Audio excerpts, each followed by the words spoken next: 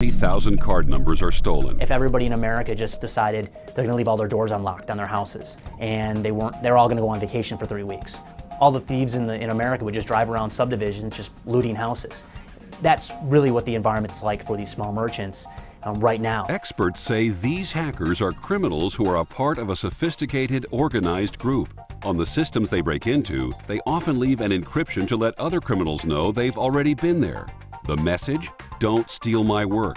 Because of their cyber intelligence, these criminals are nearly impossible to catch.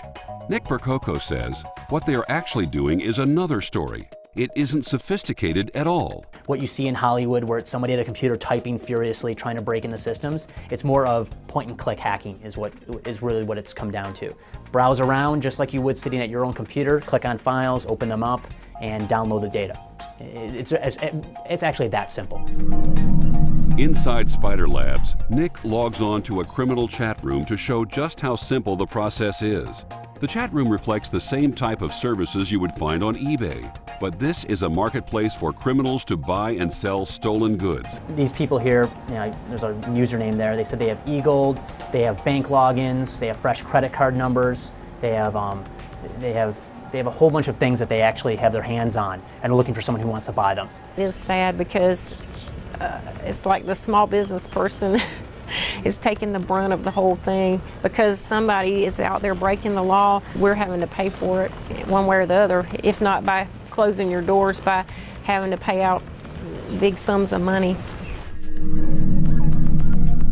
I didn't think I was at risk either, but I was, obviously, and it happened, and I thought that I had everything I needed because I had a brand new system and thought that my software was compliant. ATW learned that in nearly 60% of the cases where a merchant was compromised, reliance on an outdated version of a third party's products may have exposed the merchant system to theft. Companies such as Micros are taking steps to eliminate this growing problem. I think one of our biggest challenges has been educating the merchants on why they need to upgrade the software.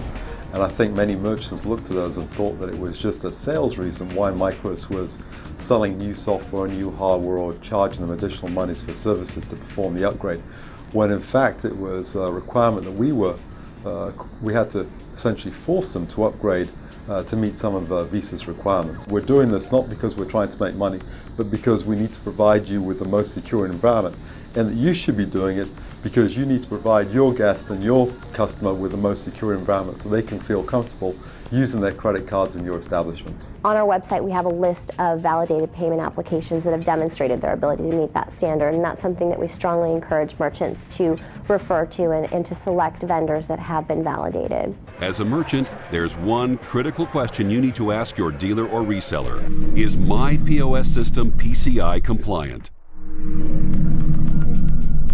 Buying and maintaining compliant equipment is the most important step toward compliancy.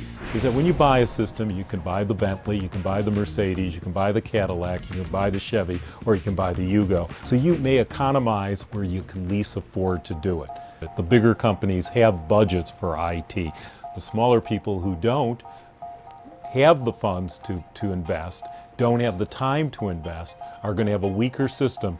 And those crooks out in Eastern Europe know that they're there. You know, what bothers me is that here you have a small business, a restaurant, a small retailer, they're breached. They're being asked to pay millions of dollars because some criminal in Eastern Europe breached their system and stole this data. But the penalty's far too high. So I think legislation may be the ultimate goal. Right now, it's with the retailer. That's where the liability is being imposed. This matter grows more urgent by the day.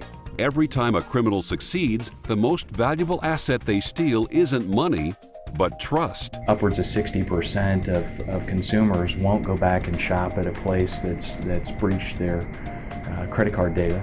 I think equally important, if you look at TJ Maxx, they lost more than $1 billion in market cap immediately following the breach.